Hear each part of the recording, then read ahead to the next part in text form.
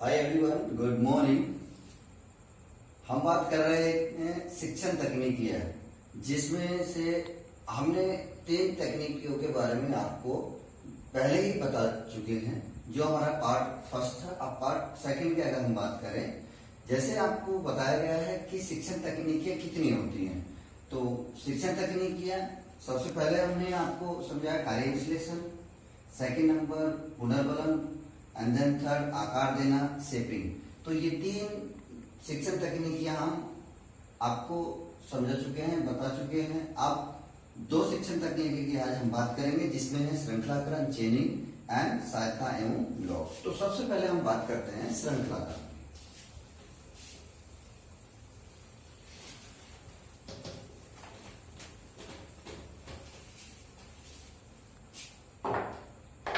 इसकी बात कर रहे हैं हम श्रृंखलाकरण।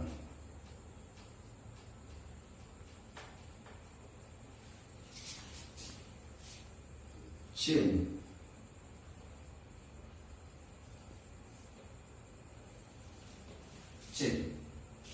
अब चेनिंग श्रृंखलाकरण होता क्या है? जैसे आप समझ रहे हैं श्रृंखला, श्रृंखला का मतलब है कड़ी। यहां श्रृंखला का मतलब क्या होता है? कड़ी या एक दूसरे से जुड़ना। जैसे आपने देखा हो कड़ियां किस प्रकार से जुड़ती हैं, इस प्रकार से चैन बनती चली जाती है। तो हम इसको क्या कहते हैं? एक श्रृंखला बन रही है, एक दूसरे से एक स्टेप। तो क्या बन रही है? चैन। तो ये क्या है? चेन है। तो क्या बन रही है? एक श्रृंखला बन रही है। उस श्रृंखला जब बनती है तो वो एक एक्चुअल प्रोसेस या एक वास्तविक वे में बनती है, ठीक है, एक वास्तविक तरीके से बनती है। तो श्रृंखलाकरण क्या है? एक एक्चुअल प्रोसेस है, एक वास्तविक प्रक्रिया है, जिसमें एक प्रतिक्रिया दूसरी प्रतिक्रिया से जुड़ी होती है, ठीक है। कोई भी हम क्वेश्चन कराते हैं, जैसे मैंने आपको बता चुका हूं कि टास्क एनालिसिस, जैसे आप लोगों ने समझा कि टास्क एनालिसिस कार्य विश्लेषण।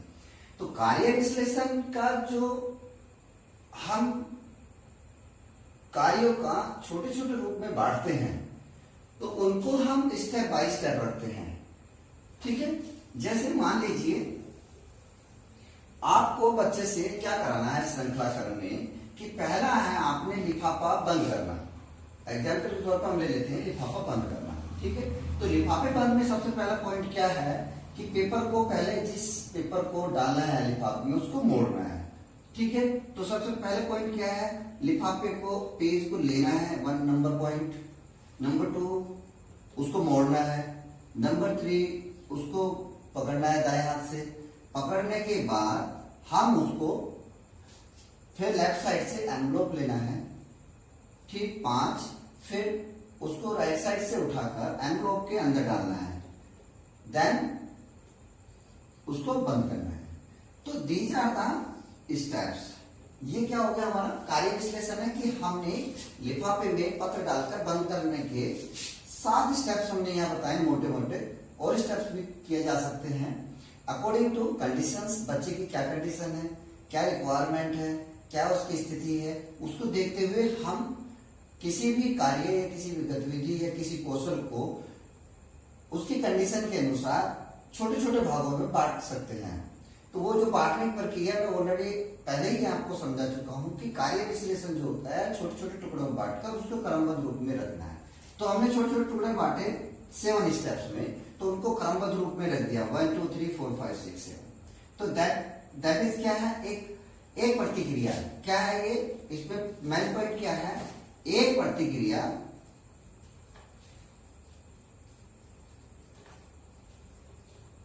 क्या है? एक प्रतिक्रिया किससे जुड़ी रहती है? दूसरी प्रतिक्रिया से,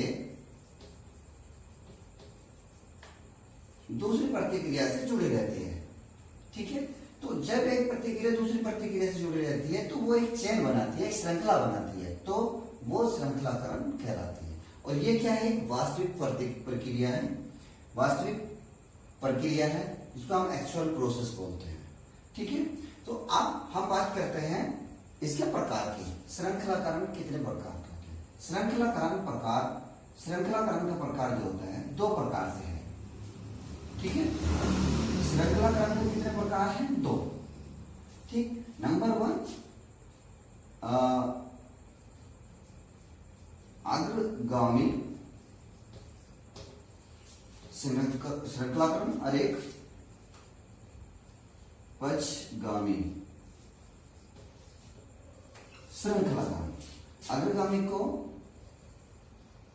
हम फॉरवर्ड चेनिंग बोलते हैं, फॉरवर्ड, और पक्षगामी को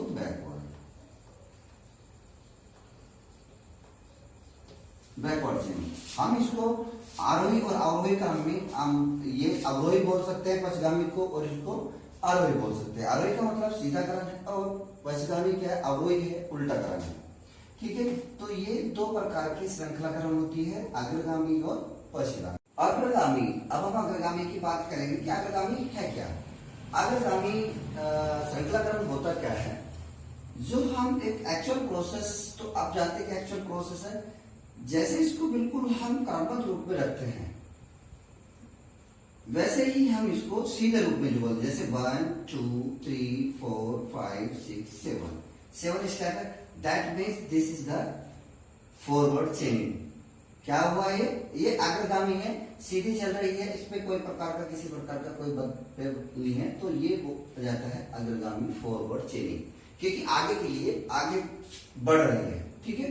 अब हम बात करते हैं पक्षगामी, बैकवर्ड चेनिंग क्या है। जैसे आप समझ रहे हैं बैक मतलब पीछे की तरफ से, तो यहाँ क्या है बैकवर्ड, इसमें मेन पॉइंट क्या है?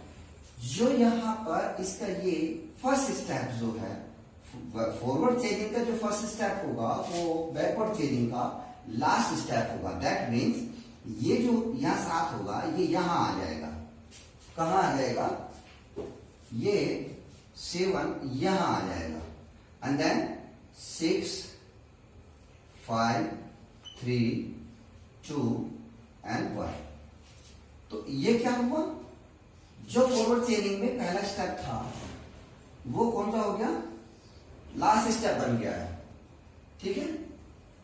बैकवर्ड चेनिंग में क्या हुआ? जो फर्स्ट स्टेप था हमारा प्रतिक्रिया के साथ जो जुड़ रहा था, फर्स्ट स्टेप जो है वो लास्ट स्टेप बन गया। फर्स्ट स्टेप जो है यहाँ ये क्या हुआ कि जो फर्स्ट स्टेप था वो लास्ट स्टेप हो गया। किसमें?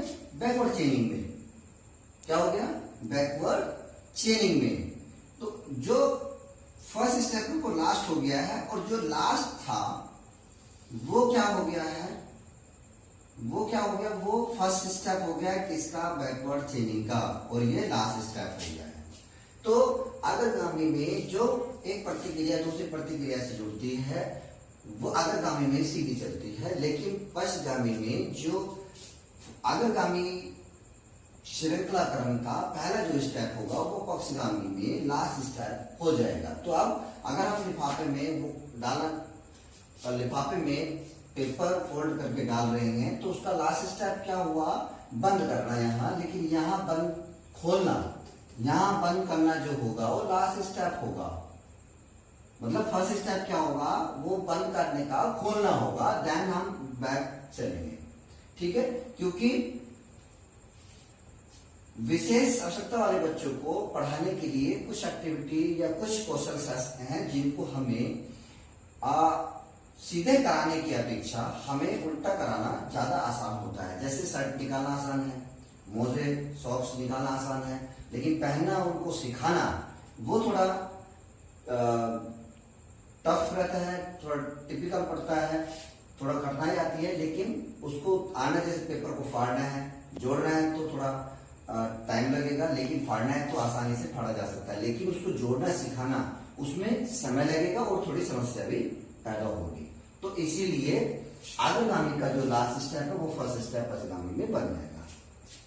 ये है श्रृंखलाकरण। श्रृंखलाकरण कितने प्रकार की है? 2 प्रकार की, ठीक है। और ये किसका परिणाम है? ये कहां से आता है? कार्य विश्लेषण से ही के द्वारा ही होता है। इसमें मेन पॉइंट है, एक प्रतिक्रिया दूसरी प्रतिक्रिया से जुड़ती है, प्लस हो जाती है, देन ये दोनों किसका परिणाम है? कार्य विश्लेषण। किसका है? कार्य विश्लेषण।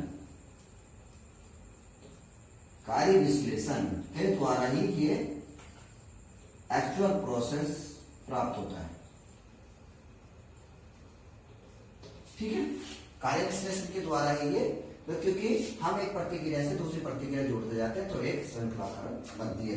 और आपको बताया गया पिछली वीडियो में कि टास्क एनालिसिस का जो एक मेथड है वो हमारा बैकवर्ड चेनिंग भी है। ठीक है, हम बात करेंगे आगे वाली टीचिंग स्ट्रेटेजी की।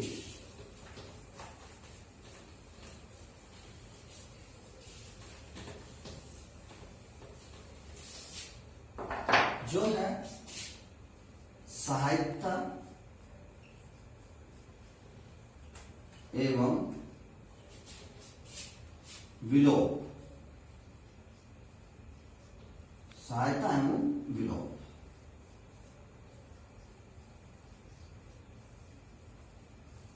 Prompting and feeding, prompting and feeding.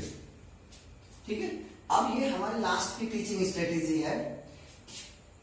4 strategy आपकी जो शिक्षण तकनीकी है वो हम बता चुके हैं। लास्ट की ये आपकी सहायता एवं विलोप है। तो यहां सहायता का क्या मतलब है? देखिए, अगर जो विशेष आवश्यकता वाले बच्चे होते हैं, मानसिक विकलांग बच्चे या बौद्धिक अक्षमता वाले बच्चे, उनको हर कार्य के लिए प्रोत्साहन की जरूरत होती है और उनको सहायता की भी जरूरत होती है। ठीक है, उसी को ध्यान में रखते हुए हम बच्चों को कैसे पढ़ाना है, how to teach the children with special needs, specially children with intellectual disabilities. Prompting, इसमें कुछ जो सहायता है, हम कौन कौन सी सहायता बच्चों को दे सकते हैं या उनको कैसे इम्प्लीमेंट किया जा सकता है बच्चों को स्किल सिखाने के लिए या उनके कौशल में बढ़ोतरी करने के लिए। That how to learn and how to deal with the children with the prompting and feeding। तो यहां हम बात करेंगे prompting क्या है, लिटिल असिस्टेंट है, little assistant given to the child for improving the skill या particular skills, particular activity, whatever, जो भी गतिविधि है, जो कौशल हम सिखाना चाह रहे हैं बच्चों को, उसमें थोड़ी सी मदद करना, सहायता करना, वो कहलाता है प्रॉम्प्टिंग। ठीक है, यहां हम सिर्फ बात करेंगे अभी फिलहाल प्रॉम्प्टिंग, हम विलोप की अभी बात करेंगे फीडिंग की बाद में। अभी हम पहले बात करते हैं प्रॉम्प्टिंग। ठीक है, तो हम प्रॉम्प्टिंग कितने प्रकार की है? सहायता पता लगी कि सहायता क्या है, थोड़ी सी सहायता या little assistant to improve the skills. ठीक है, या उनकी कैपेसिटी को बढ़ाने के लिए बच्चों को किसी कौशल में, वो कहलाता है प्रॉम्प्टिंग। प्रॉम्प्टिंग कितने प्रकार हैं? अगर हम टाइप की बात करें प्रॉम्प्टिंग के प्रकार, तो सबसे पहले हम बात करते हैं नंबर 1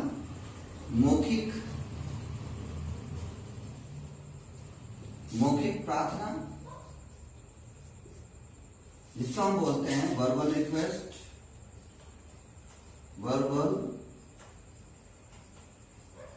रिक्वेस्ट, जिसको शॉर्ट में हम बोलते हैं VR।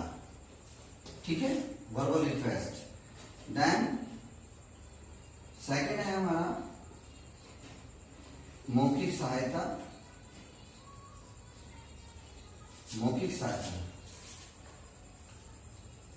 वर्बल प्रॉम्प्ट, जिसको बोलते हैं हम VP। ठीक है, वर्बल प्रॉम्प्ट। देन थर्ड हमारा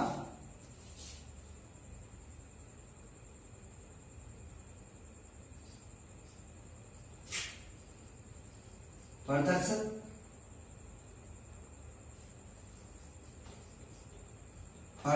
करके दिखाना,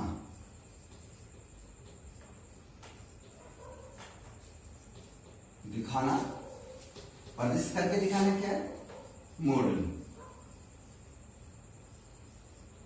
मॉडलिंग प्रॉम्प्ट,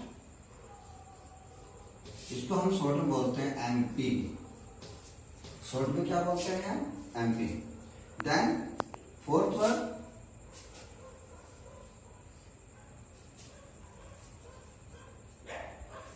देन सांकेतिक सहायता,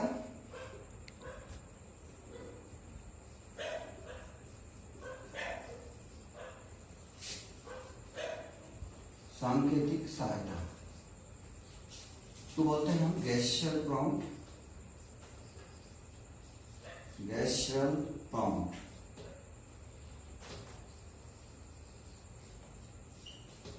इसको बोलते हैं हम शॉर्ट में जीपी। ठीक है, नेक्स्ट है पांचवी हमारी शारीरिक, शारीरिक सहायता, शारीरिक सहायता, इसको बोलते हैं हम फिजिकल प्रॉम्प्ट।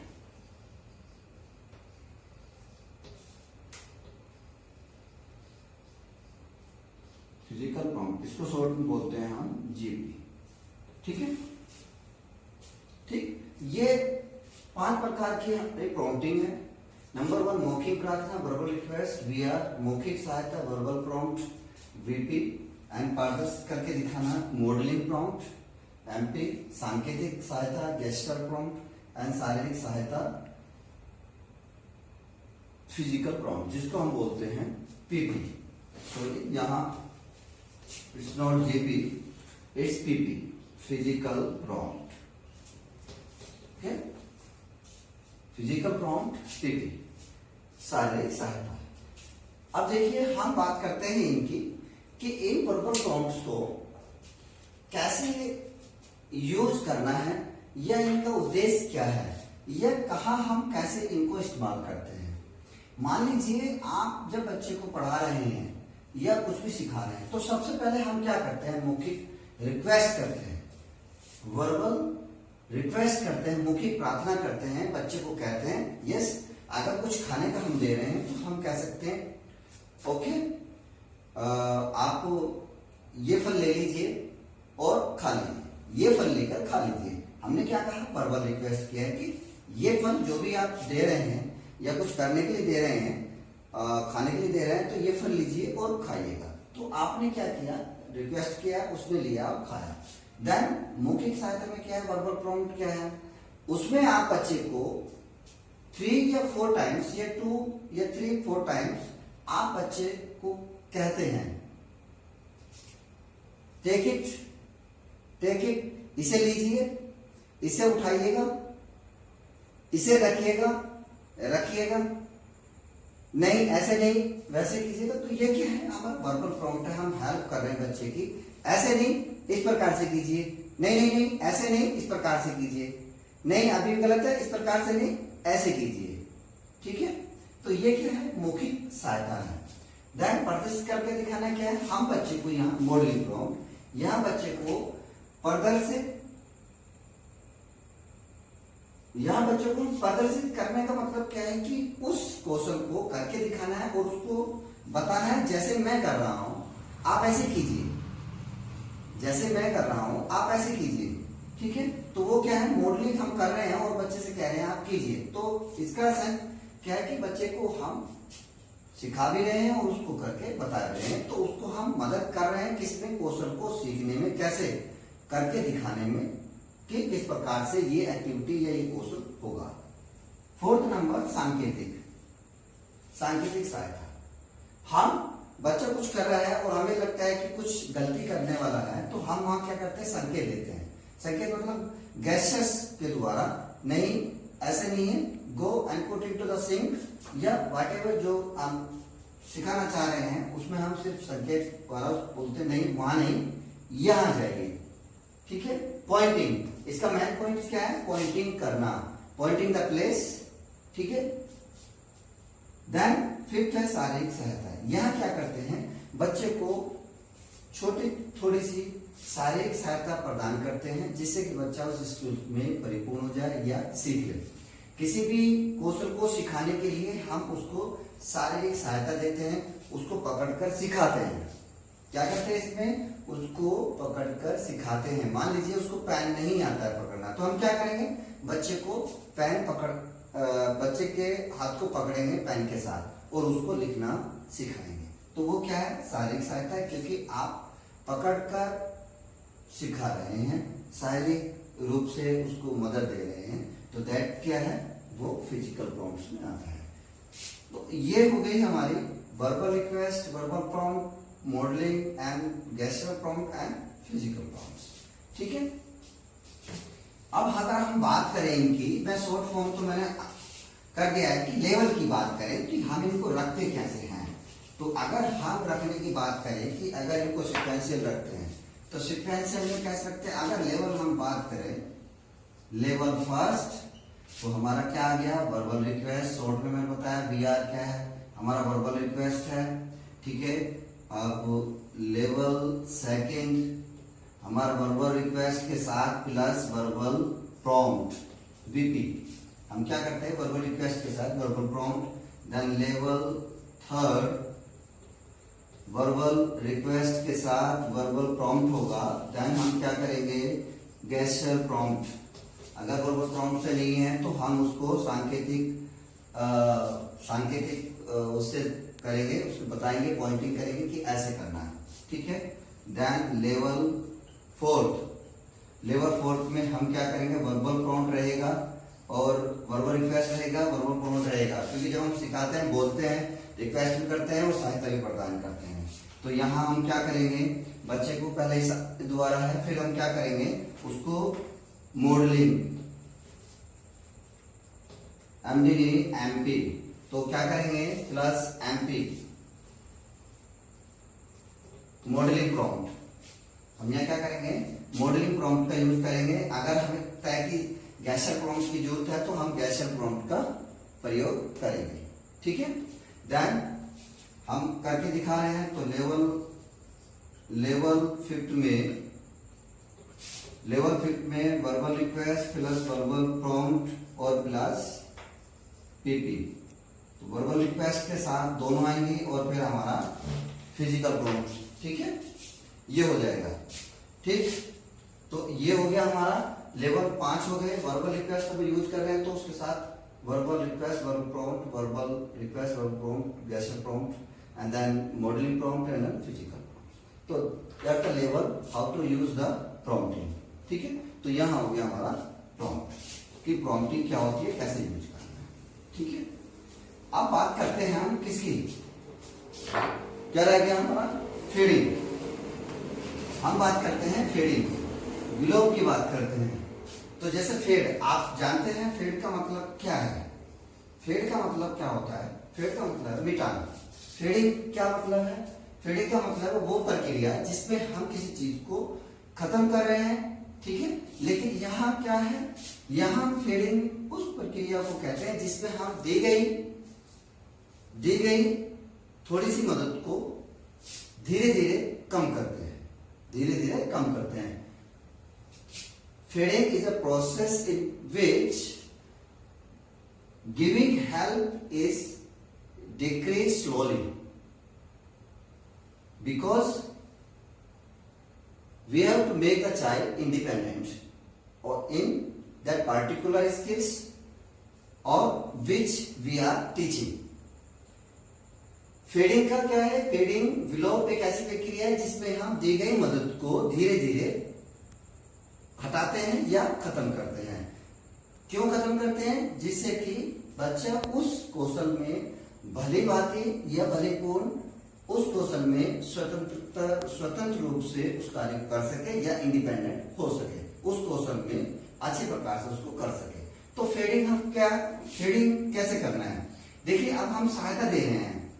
तो सहायता कौन कौन सी दे रहे हैं, अब हम सहायता जैसे आपको बताया अभी वर्बल प्रॉम्प्ट है, आपकी वर्बल रिक्वेस्ट है, मॉडलिंग प्रॉम्प्ट है, फिजिकल प्रॉम्प्ट है, ये क्या है सर हमारी सहायता दे रहे हैं। लेकिन इनको खत्म कैसे करना, मान लीजिए मैं एग्जाम्पल लेता हूं पीपी का।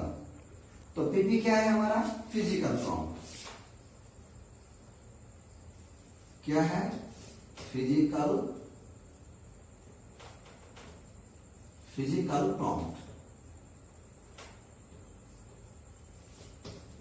Physical prompt. पीपी क्या है फिजिकल प्रॉम्प्ट। आप मान लीजिए कि हम बच्चे को जो पार्टिकुलर एक्टिविटी या जो कौशल हम सिखा रहे हैं उसमें क्या है, हम उसको कैसे खत्म करना है। अब मैंने जैसे आपके सामने एक एग्जाम्पल बताया था कि बच्चे को लिखना मतलब पेन नहीं पकड़ सकता सही से, लिखने में समस्या है, तो उसको क्या करेंगे, हम उसको यहाँ ऐसे पीछे से करके हम हेल्प करते हैं कि यहाँ से, और हटाना कैसे, मैंने कहा है कि धीरे धीरे उस मदद को कम करते जाते हैं, जिससे कि बच्चा उस कौशल में इंडिपेंडेंट हो सके। तो उसको खत्म कैसे करना है? मान लीजिए आप यहाँ से आप पकड़ रहे हैं, तो उसको पकड़ना कैसे करेंगे? अब हम फर्स्ट स्टेप यहाँ से फिंगर से पकड़ रहे हैं, तो सेकेंड टाइम में यहाँ से पकड़ेंगे, जिससे कि यहाँ की जो सपोर्ट है यहाँ है। देन यहाँ से फिर हम यहाँ पकड़ेंगे और यहाँ हल्के से हाथ से लगा के उसको खत्म कर देंगे। फिर हम बच्चे का हाथ नहीं पकड़ेंगे, क्योंकि वो तब स्किल में परिपूर्ण हो चुका होगा। क्योंकि जो सहायता हम दे रहे हैं उसका हैबिचुअल ना हो। एक ये भी है कि वो उसकी आदत ना बन जाए उस प्रॉम्प्ट की जो हम दे रहे हैं, इसलिए उसको हटाना भी जरूरी है, जिससे कि उसको एक आदत ना बने और दूसरा उस कौशल में वो स्वतंत्र रूप से उस कौशल को स्वयं से कर ले, परिपूर्ण कर ले। तो ये है हमारा सहायता एमएम विलोम। तो ठीक है, तो ये आपको समझ में आ गया। आज हमारी ये कंप्लीट टीचिंग स्ट्रेटेजी कंप्लीट हो गई है। तो आज हमने क्या है, आज हम जाना है, सबसे पहले हमने क्या हमने ये हो गया हमारा श्रृंखलाकरण,